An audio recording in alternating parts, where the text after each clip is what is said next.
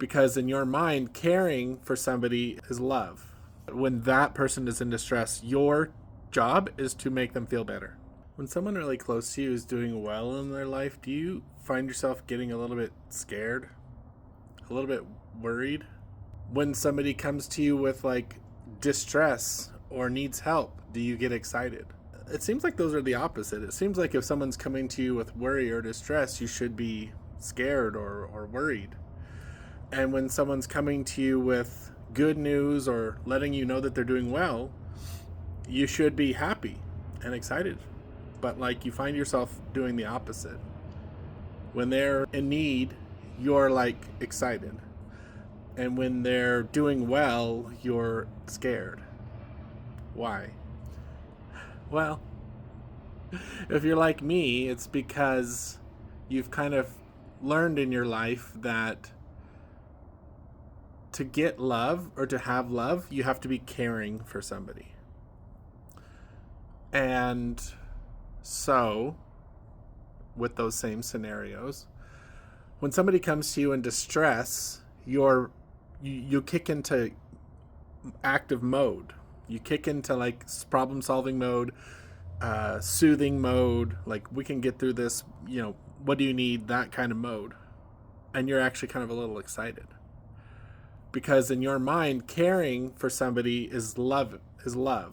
And alternatively, when someone seems to be doing well in their life and they haven't messaged you in distress and they're doing well and they're letting you know that they're doing well, you start to get scared that they're going to no longer need you, that they're going to stop calling you, that they're going to stop loving you. Because in your mind, love is care. Caring for someone, it shows that you love them and that they might give you love back, and not caring for somebody isn't.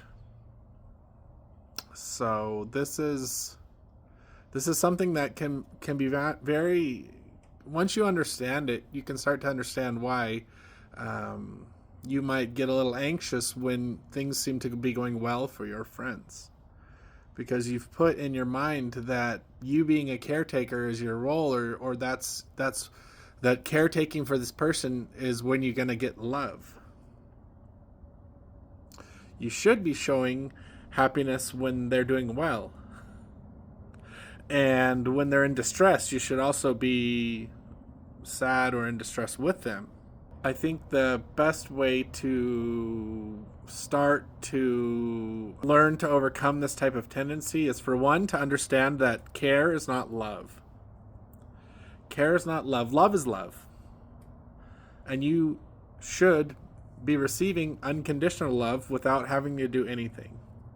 People, maybe like me, have been parentified, who have been used as emotional offloads, who have been used by people in their life, or taught or trained, that when that person is in distress, your job is to make them feel better. Which is when, especially as a child, when you're showing care to somebody and you're in that proximity, you feel like this is love. Which is why when a friend is in distress, you are like, hey, this is my chance. I know how to handle this. I know how to do this. I'm familiar with this. Tell me what's going on. Let's figure it out. What can I do for you? Like, you're activated because that's what you've known as love. And also, without getting too much in this video, you've also learned to suppress or repress all of your own needs. So you find it hard to show your needs to others because in most of the chances, or most times in your life when you've shown those needs, they've been labeled as too much or overwhelming. Or if you're dealing with your own needs, how can you deal with my needs? That's what somebody would say. If you're dealing with your needs, how can you deal with my needs? So I think over time we can learn to celebrate and be in communion with our friends when they're doing well, be happy for them.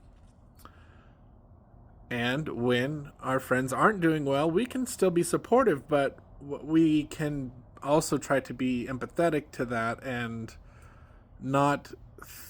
realize that we can be a help to them, but that care is not love.